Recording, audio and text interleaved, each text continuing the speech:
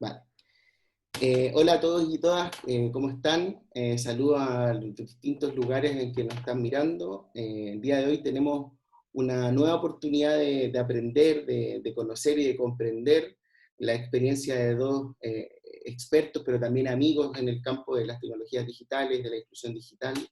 Uno que está situado en este momento en Barcelona, otro en Buenos Aires, y junto a Ezequiel de Faro Digital intentaremos no solamente pensar en lo que ha sido la experiencia del confinamiento, sino también qué podemos sacar de esto de cara al campo que nos une en esta charla, ¿no? Que son las tecnologías digitales. Tenemos el honor de contar hoy día con Cecilia Zagol, quien es la coordinadora del campus virtual de la Universidad de Avellaneda, con experiencia por décadas también en el ámbito de coordinar los contenidos en el portal Educar, del Ministerio de Educación de Argentina. Hola Cecilia, ¿qué tal? ¿Cómo estás? Ahí No te estás, escuchamos. la silencia, ahí te... Sí, ahí estoy. Ahí. Bueno, hola a Pablo, Antonio y Ezequiel, muchísimas gracias por la invitación. Y también tenemos el placer de contar con Antonio Bartolomé, con una larga trayectoria en el ámbito de la creación, del análisis y la divulgación de las tecnologías digitales, y que actualmente es el director del Instituto de Recerca Educativa, de Investigación Educativa de la Universidad de Barcelona. ¿Qué tal, Antonio? ¿Cómo estás? Bien, muchas gracias. Bueno, los dejo con Ezequiel para que vayamos al punto del diálogo. Sí, para arrancar a conversar un poco, siempre queremos preguntarles cómo vienen viviendo este confinamiento, esta situación tan extraordinaria y excepcional en nuestra vida, desde el punto de vista individual, desde el punto de vista reflexivo, que se animen a compartir con nosotros algún pensamiento o alguna reflexión que vayan teniendo. Cómo están manejándose con el teletrabajo, cómo están dando las clases. Bueno, vos sé si estás justo ahora en tu cargo de gestión tiene que ver específicamente con educación virtual, pero hace muchos años que venís trabajando en la temática, entonces para arrancar un poco eso, ¿no? Cómo lo están llevando y un poco qué reflexiones le están disparando todos estos... Bueno, acá en España ya tenemos 45 días de confinamiento, creo que en Argentina son unos pocos menos, pero también... Una semana menos. Una semana menos. Así que bueno, te dejo ahí paso, Ceci, a que nos cuentes un poquito cómo lo estás transitando. Bueno, yo la verdad que tengo muchísimo trabajo. Realmente en mi familia soy como la única que tiene trabajo virtualizable. El resto de la familia, mi marido, mi hija son odontólogos, o sea que ellos están trabajando poco. Y tengo un hijo que está en la Universidad de Buenos Aires, que fue la única universidad que no virtualizó sus clases, que decidió correr el cuatrimestre y no virtualizar las clases. Y bueno, y la verdad que ahí yo me di cuenta de la importancia de este trabajo que habíamos hecho en otras universidades nacionales de virtualizar las clases, porque como que lo vi en él, ¿no? Que se quedó medio en banda, porque sabían, después por suerte, como él estaba en el curso de ingreso, y el curso de ingreso tenía una versión virtual, los pasaron a todos a la versión virtual y puede completar su curso de ingreso, ¿no? Pero bueno, en la universidad donde yo trabajo se decidió virtualizar. Hay 7 carreras a distancia, hay un área de educación a distancia que yo estoy hace 2 años, pero tiene 10 años de trayectoria, con 7 carreras, y se decidió virtualizar las 26 carreras de la universidad. O sea que de pronto somos la UOC, ¿cómo ser la UOC en una semana, digamos, ¿no? Nosotros hicimos, tuvimos un periodo de 10 días más o menos, por un lado para armar todas las aulas a distancia y para hacer 2 cursos tipo MOOC para capacitar alumnos y estudiantes, no los de distancia. Y todas las carreras a distancia empezaron normalmente. Y hoy los equipos están trabajando en sus casas y están como trabajando, la verdad que ahí en el equipo de educación a distancia como que no se notó.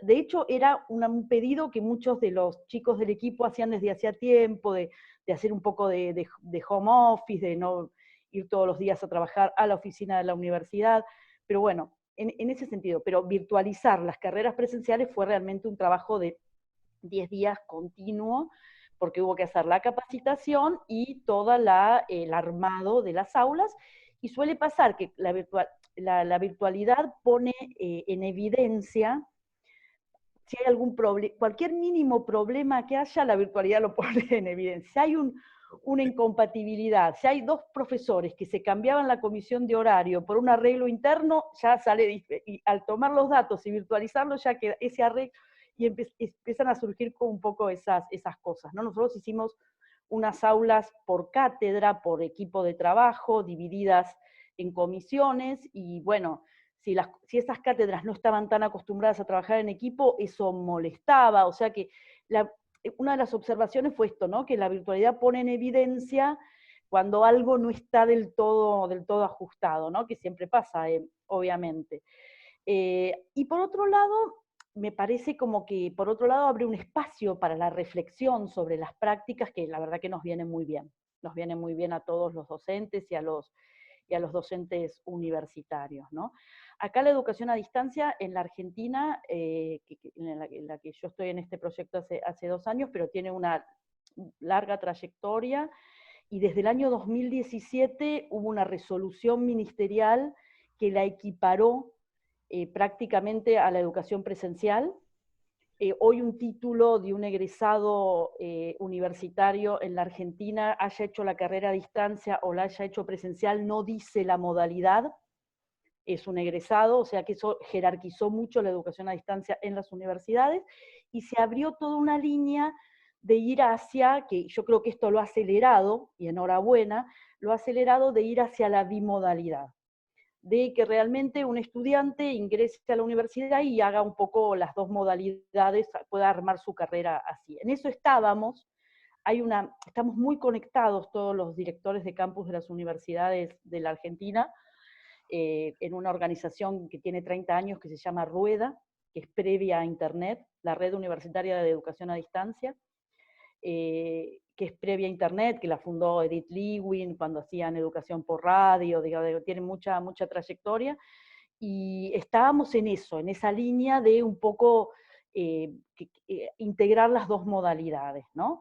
Eso la verdad que ya había acelerado mucho el trabajo en educación a distancia, bueno, y esto ha terminado de llevarlo adelante, y esperamos que realmente sea muy interesante lo que quede después de esto, y que realmente se vaya hacia una bimodalidad, que me parece que va a ser un poquito la tendencia, que es lo mejor de los dos mundos realmente, ¿no? Las cosas que se tienen que hacer presencial, pero también apoyarse en el espacio bimodal y adoptar todo lo que hemos aprendido en educación a distancia. Bueno, y Antonio lo debe saber mejor que yo, la educación a distancia tiene como toda esta línea de educación centrada en el alumno, de educación basada en problemas y en proyectos, de la interacción como base de la práctica educativa. Eso todos los que hacemos a distancia lo sabemos, y realmente son aportes que me parecen muy buenos para toda la educación en general y sobre todo la universitaria, ¿no?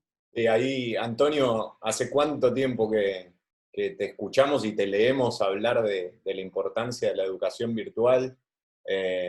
Un poco hablando el otro día, en uno de los primeros conversatorios con Linda Castañeda, ella nos decía, a quienes nos dedicamos a la tecnología educativa, yo ahora siento verdaderamente una revalorización de la importancia de la tecnología educativa, ¿no? Sí, bueno, lo que no siempre es bueno, pero sí. Comentando primero la primera pregunta sobre lo que ha supuesto el confinamiento, genial. Yo trabajo en temas de investigación, este semestre no tenía clases, se podía trabajar mucho mejor, con muchas menos interrupciones. Las reuniones de trabajo se han podido llevar adelante sin problemas, e incluso podía organizarme el trabajo mejor. Así que la verdad es que me ha ido muy bien. Estoy temblando el día que haya que volver de nuevo a la universidad y a las interrupciones y al tipo de trabajo loco que llevamos en el mundo latino, ¿no? En las universidades. Y la revalorización de la tecnología, ¿sabes qué pasa? Que a mí lo que me ha revalorizado es la metodología. Me he dado cuenta de nuevo de que lo importante es la metodología y no la tecnología. Pues, por ejemplo, no sé vuestra experiencia, pero la mía de mis contactos con profesores fundamentalmente de la Universidad de Barcelona, pero también de otros sitios, es ¿cuál es el principal problema que tienen en ese momento los profesores?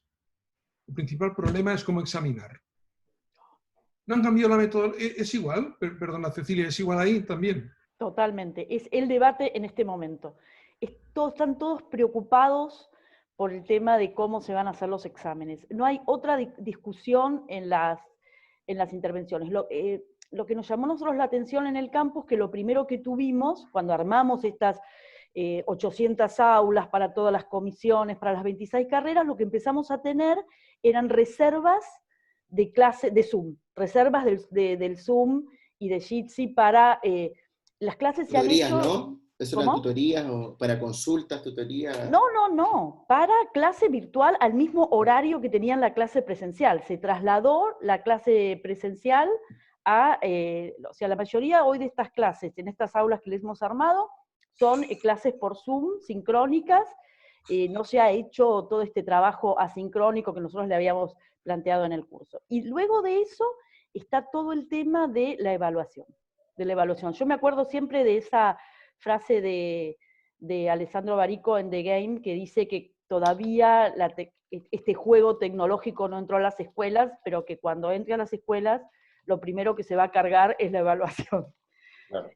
Pero es una obsesión para todos los profesores, como vos decís, Antonio, y es el debate en este momento. Si vos revisás en la Argentina en esta semana, hubo 4 o 5 webinars sobre el tema, documentos sobre el tema, están todos conversando sobre eso. ¿Y qué se está Antonio, pero ¿qué se está haciendo, qué se está proponiendo en el entorno? 2 preguntas. ¿Qué se está proponiendo en el entorno UB, en el entorno que estás situado, y qué sugieres tú? ¿No? Que has dedicado tu carrera y tu vida a los entornos virtuales de enseñanza y también a promover espacios de evaluación, con mediados por tecnología.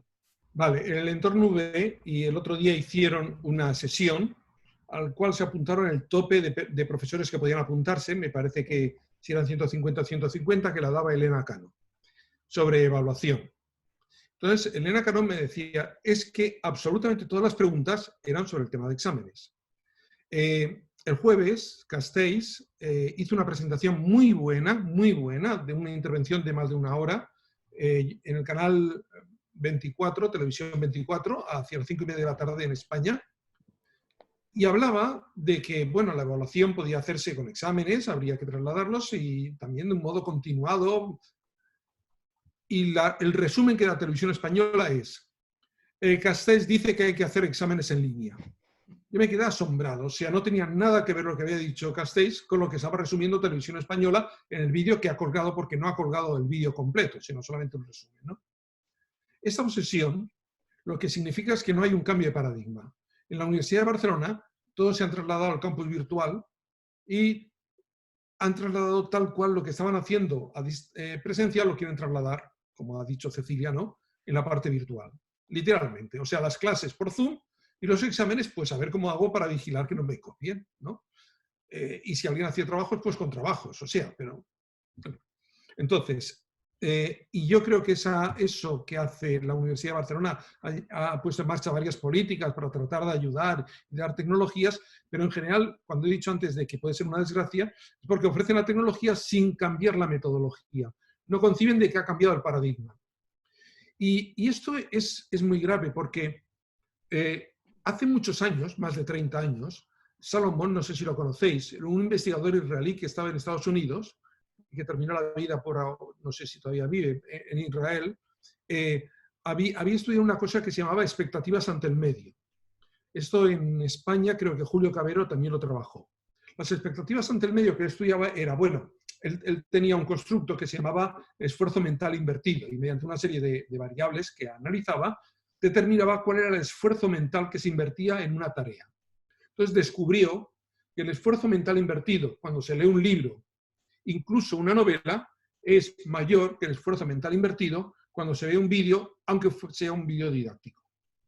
Esto es una actitud que tenemos. Y yo en los cursos decía como ejemplo, oye, sal aquí, ¿cómo te pones a ver un vídeo? La gente se ponía así. ¿Cómo te pones a leer? La gente se ponía así.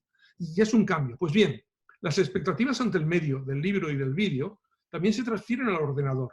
Ante el ordenador las expectativas, la gente no está a leer. ni siquiera a ver y escuchar. La gente va a hacer. Se les aman los dedos, a todos se nos van los dedos, queremos hacer cosas. En cuanto llevas 2 minutos solamente así, ya quieres hacer alguna cosa.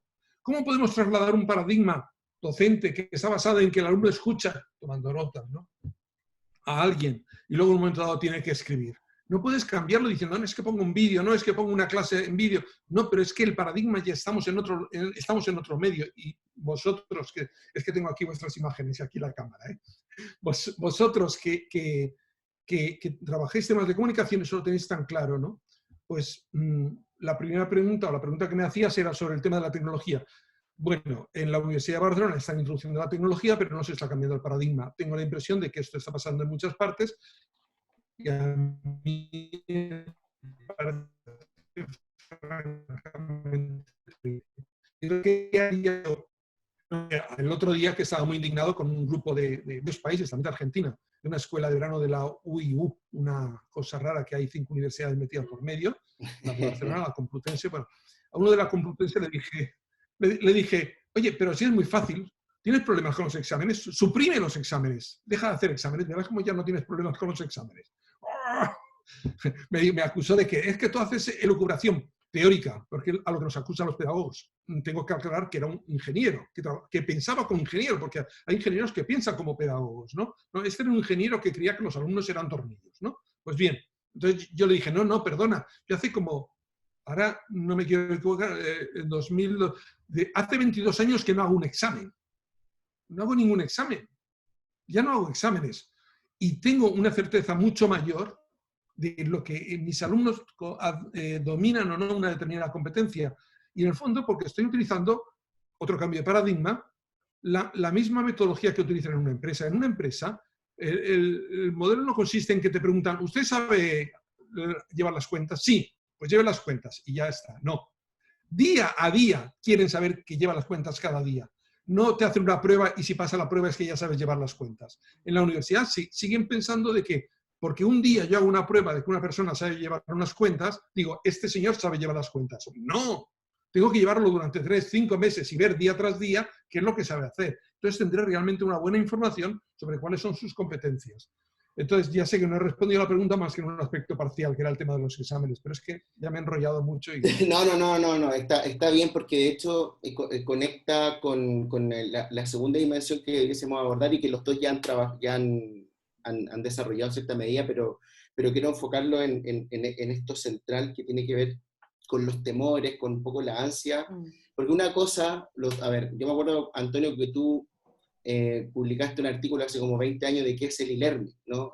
¿Qué era el e-learning? Hoy en día incluso ese concepto ya se cuestiona bastante y se habla de educación online nomás, ya el solo concepto e-learning, pues los conceptos van cambiando, ya lo sabemos. Pero sí hay un elemento que se mantiene más allá de los cambios y que también Cecilia lo mencionaba, que es la incertidumbre sobre, primero, algo que también Cecilia mencionó, que tiene que ver sobre la calidad y la legitimidad social, pero por otro lado también sobre la potencial brecha digital que puede haber entre los actores dentro del entorno. Y en este caso los dos os habéis centrado en el caso del profesorado, ¿no? Con el tema, por ejemplo, de los exámenes, temor, incertidumbre, tal. Pero yo creo que es importante que, o sea, sería muy bueno que pensáramos o que ayudáramos al profesorado a pensar de que seguramente el camino que nos queda aún de digitalización es amplio, que esto no se acaba porque tuvimos 40 días confinados, sino que muchos en nuestra universidad ya hemos recibido correos en que se nos indican que el próximo semestre, aunque nuestra universidad sea presencial, la docencia va a ser online, ¿no? Por ejemplo, mi pareja que trabaja en la UPC, le llegó un correo diciéndole que toda la docencia que tiene para el próximo semestre en ámbito de biología y agronomía es virtual. Y eso, claro, le generó toda una incertidumbre, porque una cosa es que en nuestro campo de educación lo hagamos, pero en ciencia tiene también un desafío que tiene que ver con laboratorio y tal. ¿Qué podemos aconsejar? ¿Cómo podemos aconsejar a los profesores y a las profesoras respecto de, ya no es futurología, ya es un hecho objetivo? O sea, ya no es que tuvimos que vivir un mes y ahora qué pasará, qué quedará con el COVID, sino que tendrás que hacerlo, tendrás que trabajar en entornos digitales, tendrás que asimilar nuevas competencias digitales. ¿Qué le recomendamos? ¿Qué le recomiendan vosotros dos al profesor? ¿Y qué les recomiendan también al profesor que demanda su institución? Que también es una cosa muy, muy determinante, ¿no? Cecilia, primero, si quieres. Bueno, Sí, yo leí en estos días un artículo que hablaba de la panicogía, que le decía a los profesores que no caigan en pánico si tenían que hacer sus clases virtuales. Y escribí un artículo, porque yo sigo colaborando con el portal Educar, que se llamaba Enseñar con poca tecnología. Y que me quise poner como del lado B de esta situación, que parece que todos tenemos supercomputadoras en casa y todos podemos manejar aulas virtuales, y ver un poco este aspecto que tiene que ver con profesores que no saben usar, profesores y profesoras que no saben usar la tecnología, y con estudiantes que no disponen de tecnología, en todos los niveles educativos, ¿no? Desde inicial, que son todos los niveles que están, digamos, haciendo online por el confinamiento. Entonces, bueno, en este artículo era como hablarle a los docentes bueno, cómo tienen que enfrentar su conocimiento ante la posibilidad de hacer una clase, ¿no? Y bueno, la idea pasa por ciertas líneas. Primero, por, bueno, medir las posibilidades que tengo, no intentar hacer cosas que no puedo hacer. Hacer una currícula minimalista, pensar 4 o 5 cosas que yo quiera expresar, que quiera que mis alumnos sepan, hacer ese ejercicio de trabajo curricular. Yo creo que la educación digital, como decía claramente Antonio, no pasa por manejar un aula virtual ni una herramienta, sino por manejar de otra manera la información. Y creo que eso cualquier docente, o sea, una educación virtual pasa por manejarse con distintos formatos, aprovechar la internet para trabajar con distintas fuentes, con distintos puntos de vista, apuntar al trabajo colaborativo, apuntar a distintos tipos de interacciones con los estudiantes, apuntar a que el estudiante tenga una actitud activa frente al aprendizaje, que aprenda a partir de problemas, que aprenda a partir de actividades. Y eso realmente, si el profesor no maneja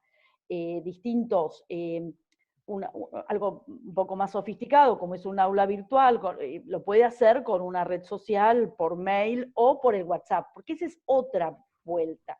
Una de las primeras cosas que tiene que hacer un profesor es ponerse en el lugar del estudiante. Y aquí en la Argentina, sobre todo en alumnos de nivel primario y secundario, hay muchos estudiantes que no tienen tecnología en sus casas, en sus hogares.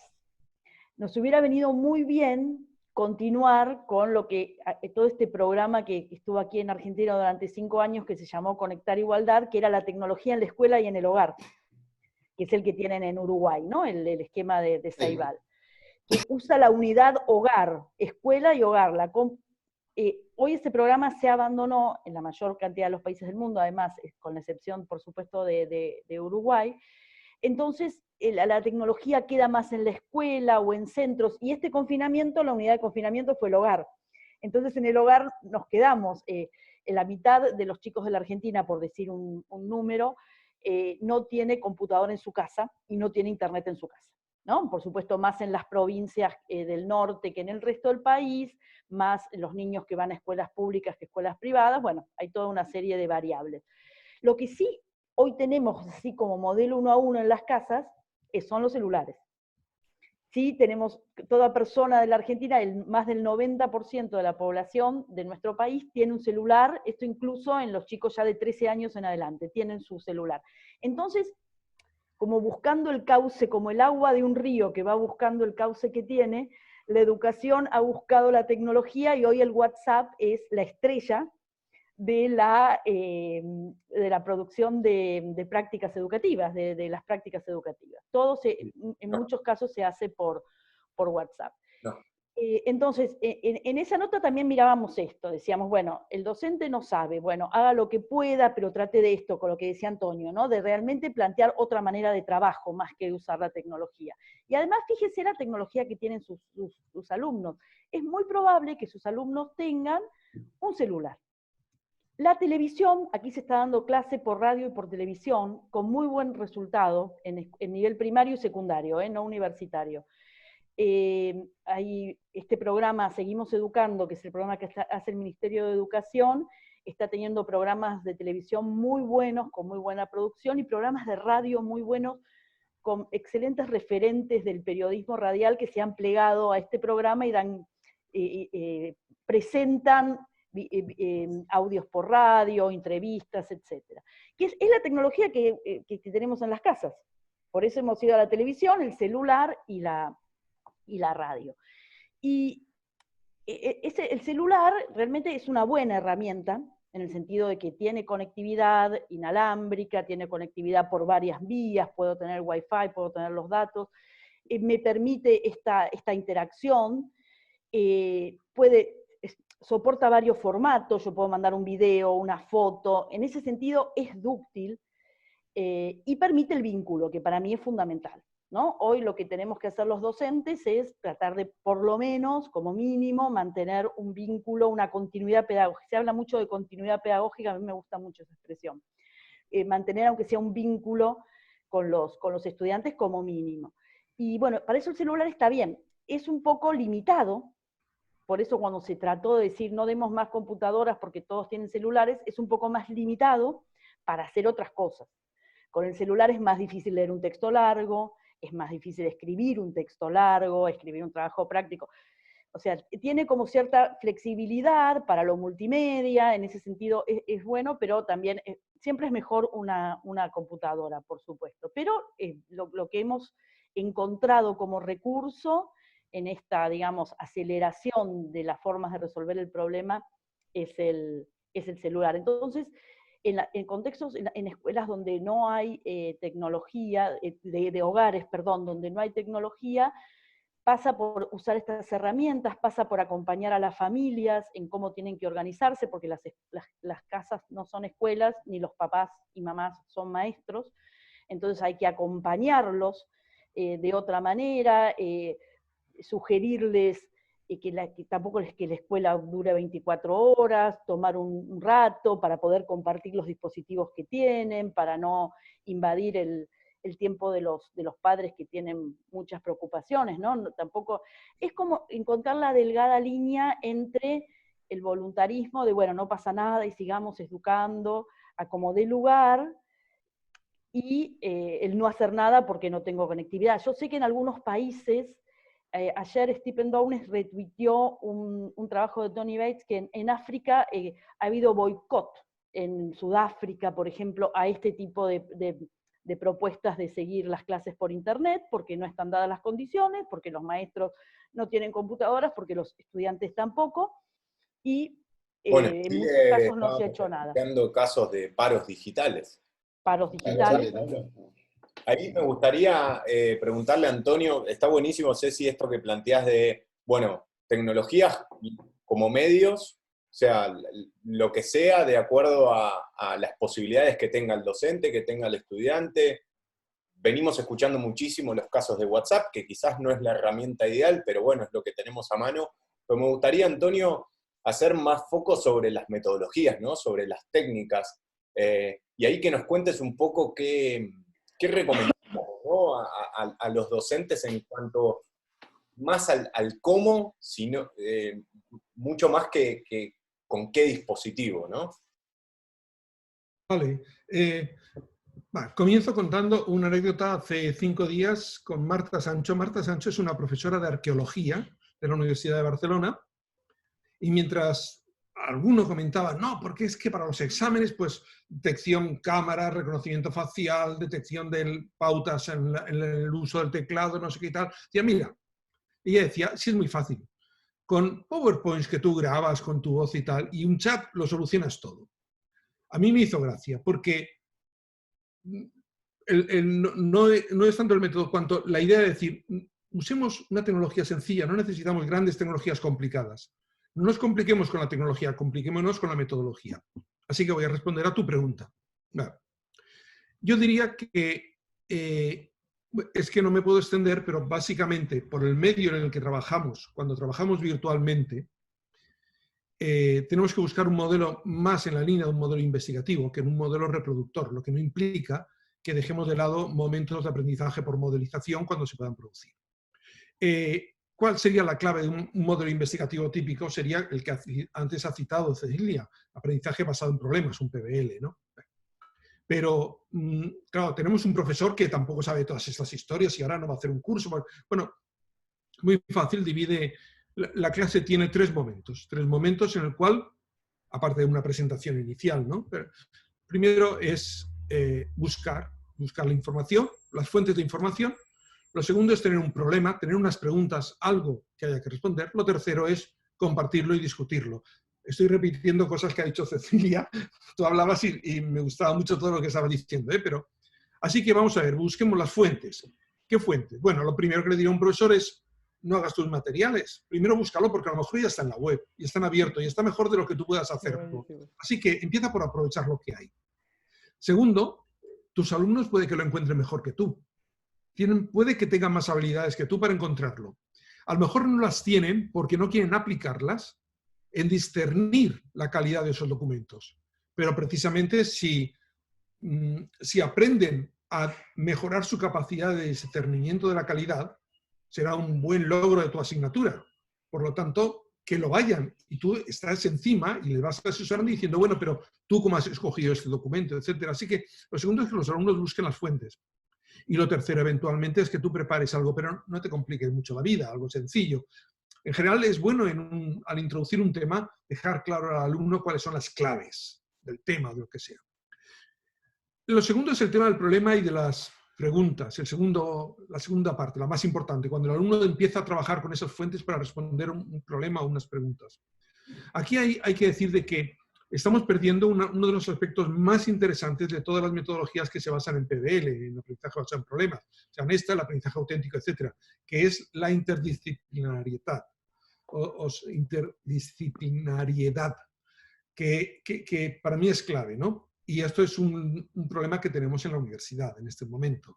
Pero bueno, como me has hecho una pregunta de qué le diría a un profesor que es de Matemáticas 2, pues tengo que decirle que tiene que hacer Matemáticas 2, ¿no? Bueno, es una lástima, pero entonces, a ver, esto es que tiene su importancia porque los problemas son complejos. Y los aspectos más interesantes de los problemas suele ser cómo convertimos un problema complejo, posiblemente mal planteado, en un problema interpretable y capaz de ser solucionado. Y ese paso, que es el más interesante para la vida real, es el que nos saltamos muchas veces cuando introducimos estas metodologías dentro de una asignatura. La otra opción es por preguntas. Esto es bien sencillo. O sea, estamos hablando de cosas, lo más sencillo, bueno, tú le dices, aquí tienes información, busca información, responde a estas preguntas. El tercer punto es el tema del chat. Y aquí hay unas discusiones muy interesantes, porque hoy domina mucho el concepto de chat, ¿no? El chat, como sus características, tiene como características el que es en tiempo real. Eso es muy interesante, pero que permite mensajes cortos, poco elaborados, y generalmente no facilita una discusión profunda. Quiere decir que frente al chat tenemos el foro. El foro no es en tiempo real, permite razonamientos, discursos más elaborados, permite una reflexión mayor, pero la verdad es que tiene muchos déficits en cuanto al seguimiento que del foro hacen los propios estudiantes. Hay estrategias del profesor de incitarlos para, oye, ¿has visto lo que este dice de ti o no sé qué tal? Pero si no, es muy probable que no se lo lean. El chat mal leído, pero se lo leen. Y nos queda el tema de los videochats o de los chats en vivo.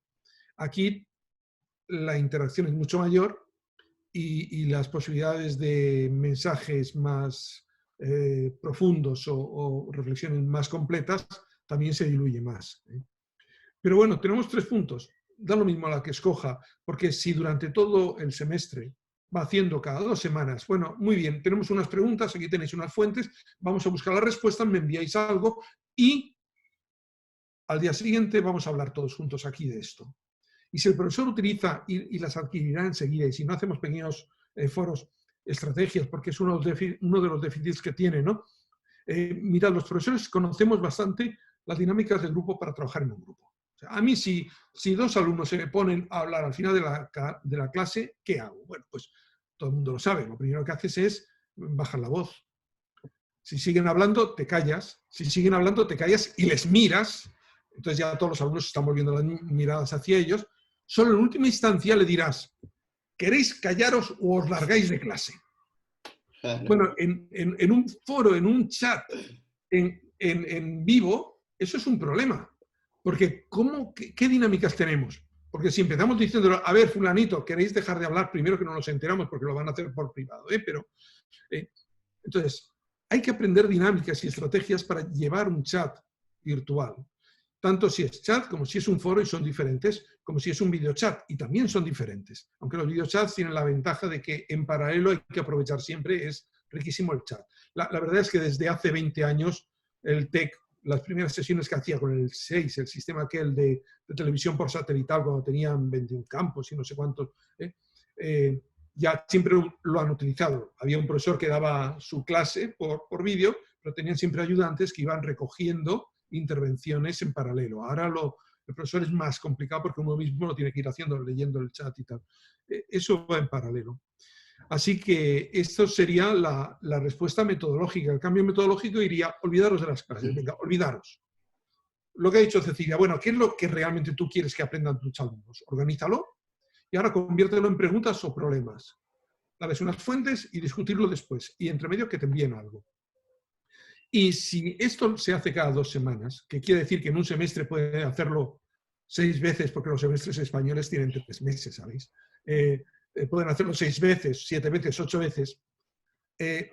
Al final, yo os digo de que para que alguien suplante a alguien, o es su novio, su novia, o su pololo, o su querido, o su querida, o no lo hace. Porque tú le haces un favor. Yo le he hecho a mis compañeros cuando estudiaba, les hacía recensiones y tal, pero se lo haces una vez, 2 veces, y vale. No se lo haces todo el semestre, al final le dices, oye, mira, si quieres hago yo la asignatura y que me den a mí la nota, ¿no? El sistema es natural, o sea, no funciona de modo natural. Y una última intervención, porque lo ha dicho Cecilia, y es un tema muy, muy, muy interesante, es el tema celular. Aparte de todo lo que ha dicho ella, hay otro punto en relación a lo que ha comentado Pablo. Y es por cierto, el único punto en el que no estaba de acuerdo con Castells. Castells decía, y es lo que ahora se rumorea, es que el año que viene todo será, él lo llama bimodal. Bueno, blended learning, ¿no? Semipresencial. Es que lo de blended learning, lo de bimodal, está pasado de moda. Ya no existe, eso no existe. Existe un único mundo en el donde la realidad física y la realidad virtual están continuamente entremezcladas. De forma de que uno se asombra de que haya un grupo de chavales y estén sentados en el bar y al mismo tiempo estén usando el móvil para comunicarse entre ellos, por ejemplo.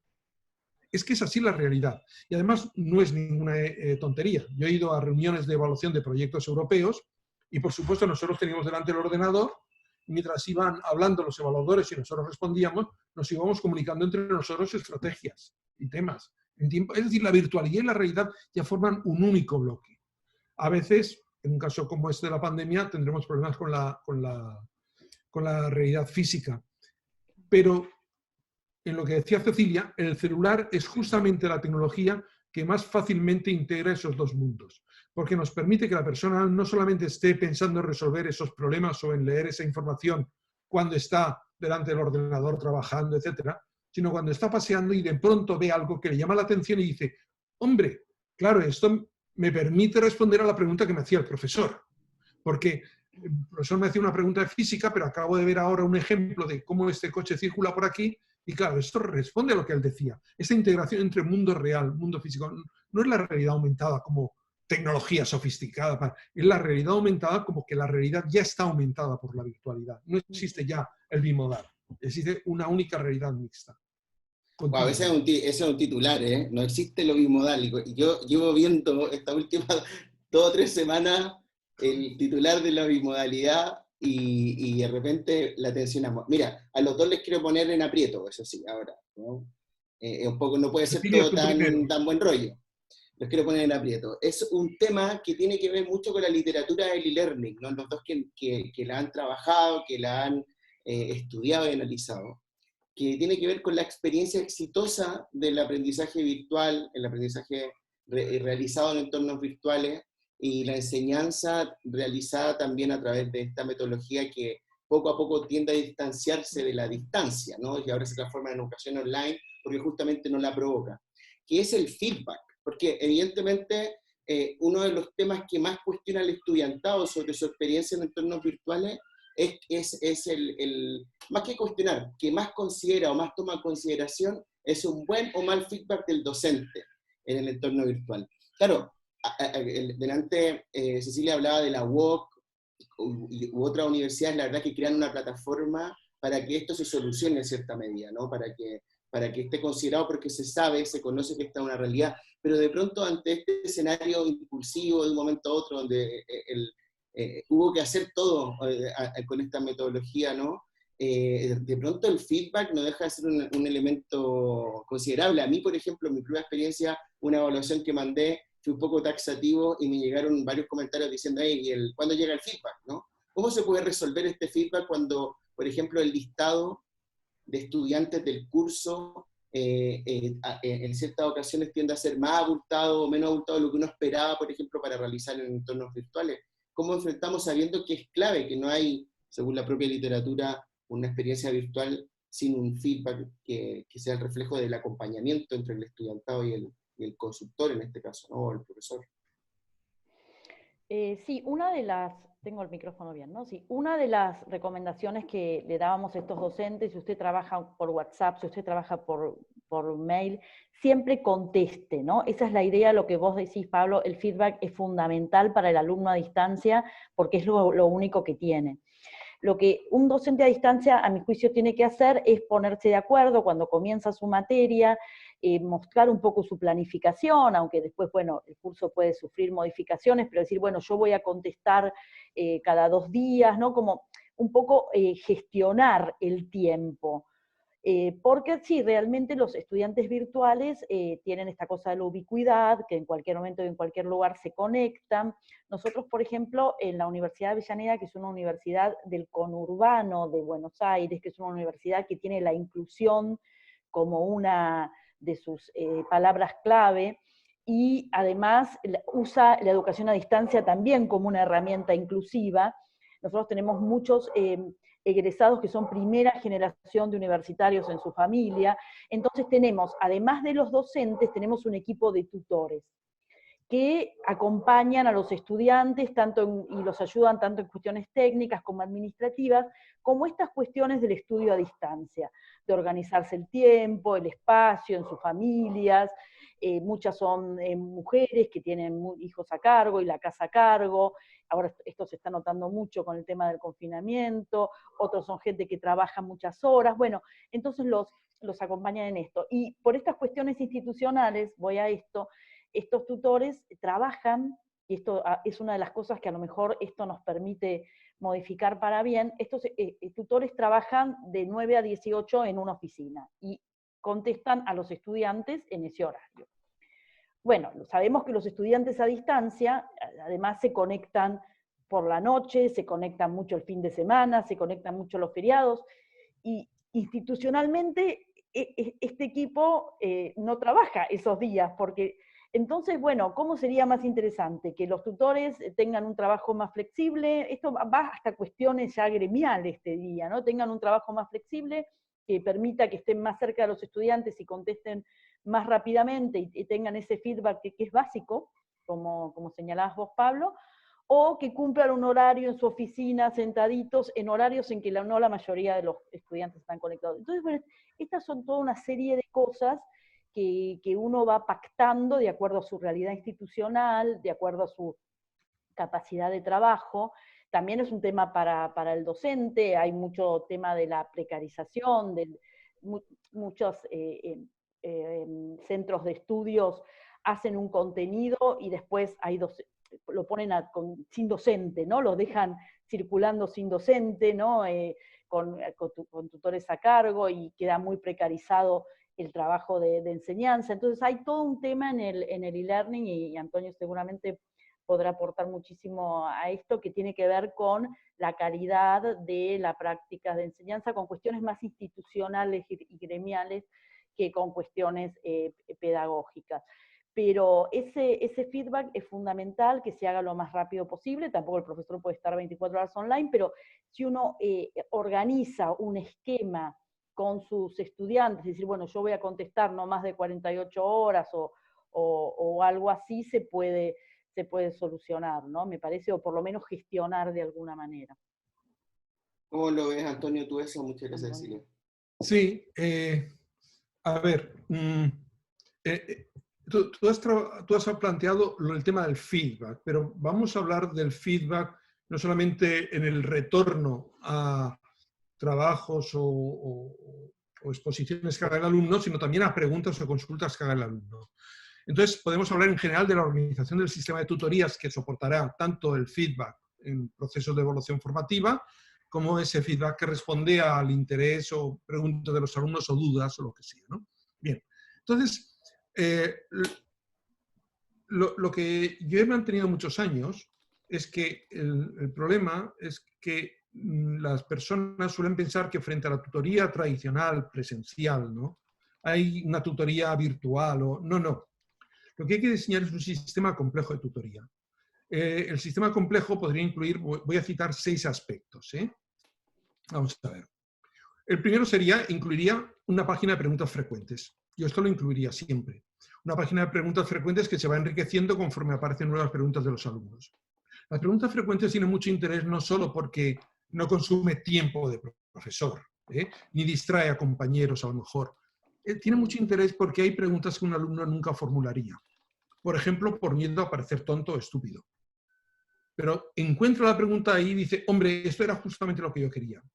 La segunda cosa es porque Dieudonné Leclerc, un profesor de Lieja, de Bélgica, hace muchos años decía, el problema no son los alumnos que no saben, el problema son los alumnos que no saben que no saben. Porque el que sabe que no sabe, ya se preocupará de arreglarlo. El problema de un profesional, de un mecánico, no es que no sepa arreglar un motor, es que no sepa que no sabe arreglar un motor. Ese es el auténtico problema. Pues bien, las preguntas frecuentes tienen la virtud de que la persona entra con una duda determinada y de pronto descubre que hay cosas que realmente no sabía. Así que es una solución que de entrada no es tan complicada y está bien. Pero vamos más adelante. La segunda que quiero citar es los bots. A mí no me agrada mucho los sistemas inteligentes. Estoy harto de pelearme con los bots de un sistema de un proveedor de Internet que adquirimos un espacio y la factura no ponía Universitat de Barcelona y el NIF de la universidad. Y tenía que ponerlo para que yo recuperara el dinero que me había costado eso. Me costó como 3 días que hubiera por fin alguien que se enterara que todo el problema era que en la factura tenía que poner Universitat de Barcelona. Así que cuando me respondió, entonces lo que hace falta es que la factura diga Universitat de Barcelona, dije, enhorabuena, me alegro mucho. Es usted más inteligente que todos los robots que han venido delante de usted, porque todavía no se habían enterado de eso, ¿no? Bien, pero bueno, hay experiencias por ahí que los utilizan y podrían funcionar. Yo, por lo tanto, lo dejo ahí también. A fin de cuentas, el feedback proviene siempre o de los compañeros, o del profesor, o de los robots, o de uno mismo. Bueno, el tercer sistema es el foro.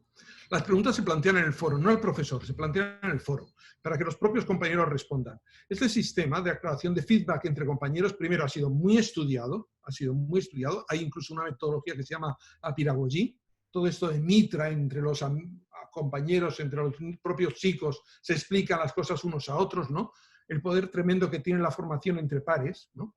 Pero además tiene otro valor añadido, y es que permite detectar en inglés es misconceptions, los errores conceptuales que hay. Es decir, que el profesor nunca sabría que hay este error, pero que al ver la respuesta que da un compañero a otro, se da cuenta de que entre los alumnos hay un malentendido, hay un error de algo que igual él se equivocó cuando explicó, o lo que fuera, ¿no? O lo han cogido de una fuente errónea, ¿no? Y entonces puede intervenir.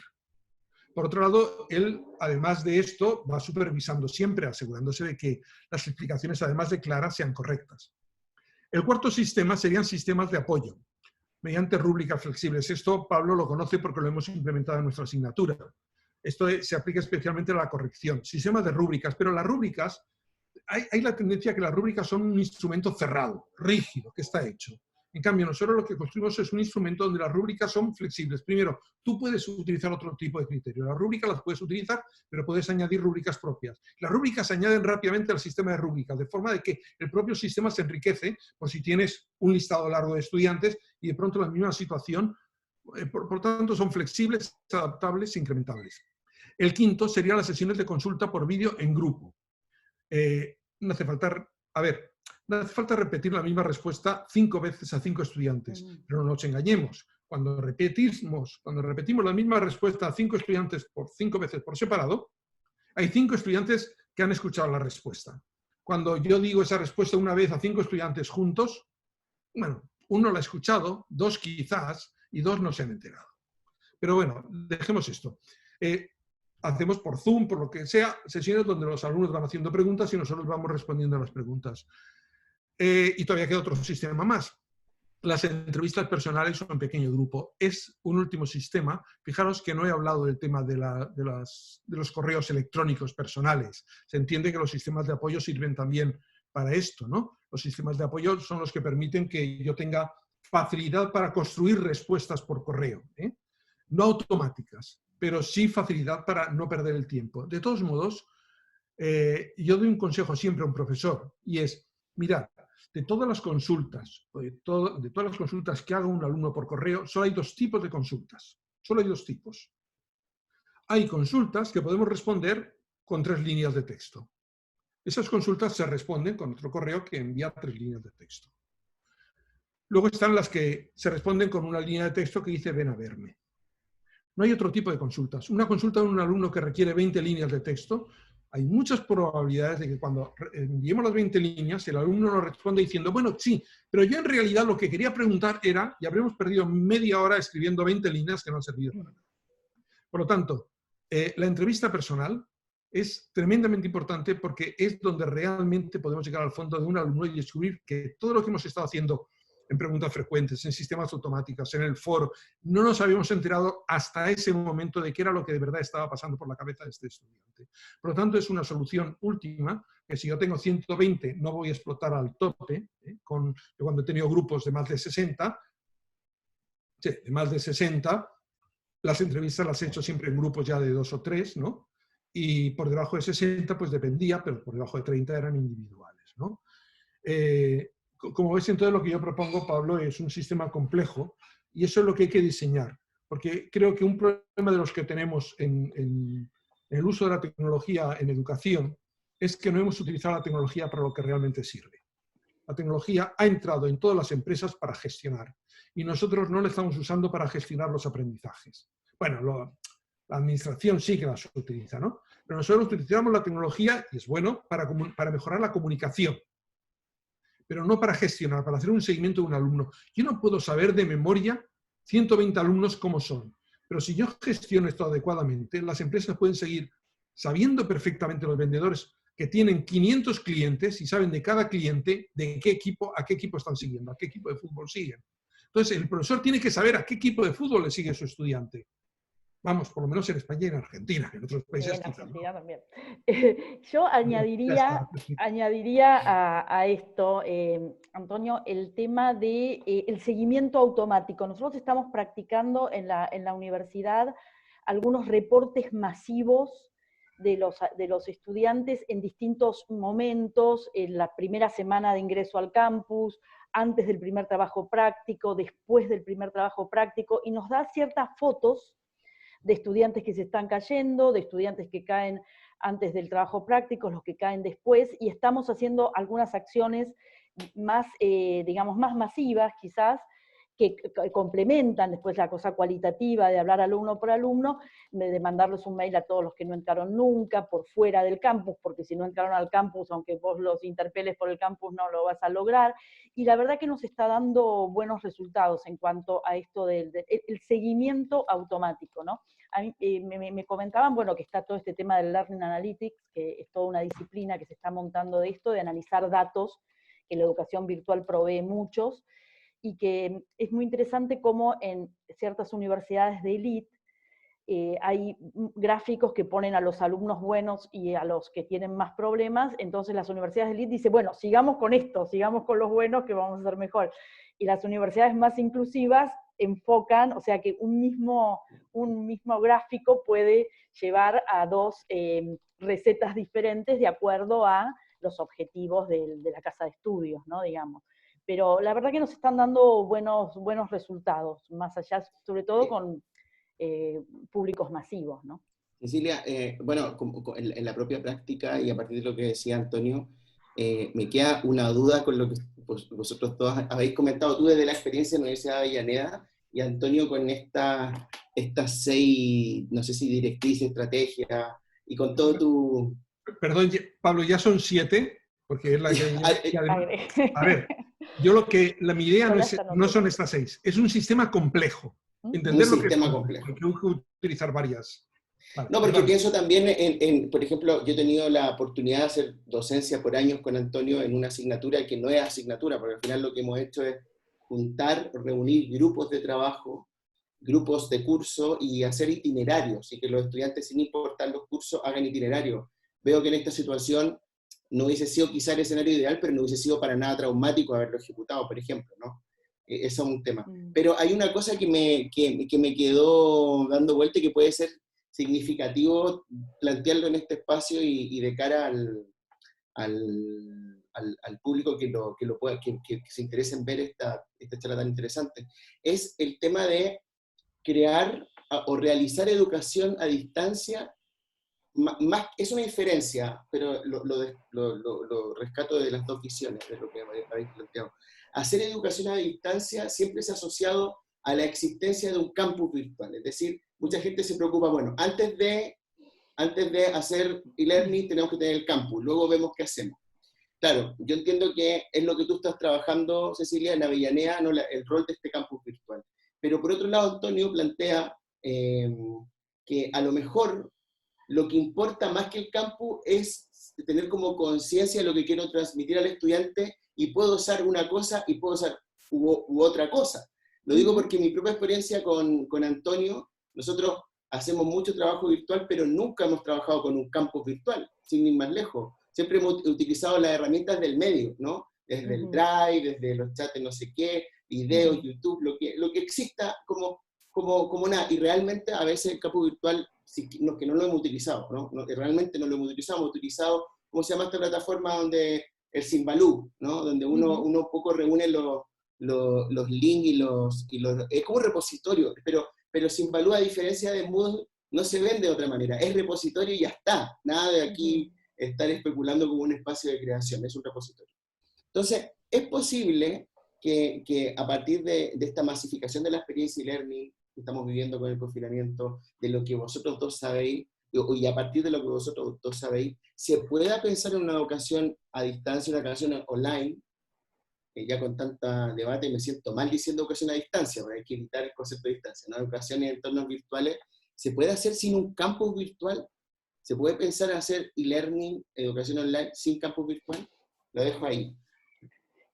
Sí, a mí lo que me parece positivo de un campus virtual es que, bueno, digamos, si vamos a la primera versión de Moodle hace 10 años, a la que tenemos hoy, se parece bastante a lo que vos decías. Tiene su repositorio, tiene una wiki, o sea, va integrando, digamos, y está como especializado en la gestión educativa. Me permite tener listas de alumnos, me permite registrar entradas de alumnos, ordenar por los que no entraron y los que entraron, los horarios. Bueno, hay una serie de ventajas porque es una herramienta hecha a medida de la práctica docente.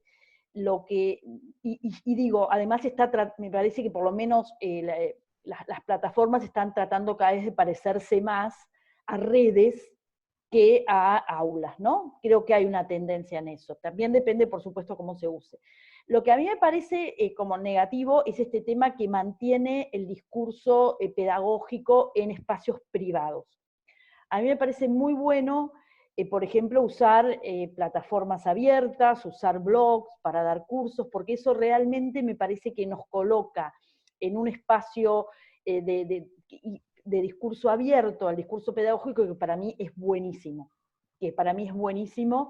Que las clases sean abiertas. Ahora, tienen muchísimas resistencias este tipo de cosas, tanto por parte de las instituciones como por parte de los docentes, ¿no? Una de las cosas que no llegamos a hablar es este tema de la producción de recursos, que a mí me parece que es algo que en este contexto quedó bastante relegado. A mí me hubiera gustado ver más producción e intercambio de recursos educativos entre los docentes.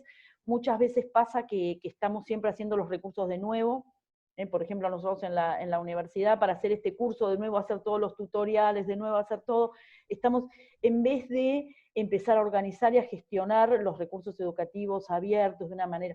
Entonces, me parece que los campus deberían parecerse más a redes, que están tratando de hacer un poco de eso, pero por otro lado siguen teniendo ese espacio cerrado de la educación solamente al profesor y a los alumnos, que me parece que limita mucho, ¿no?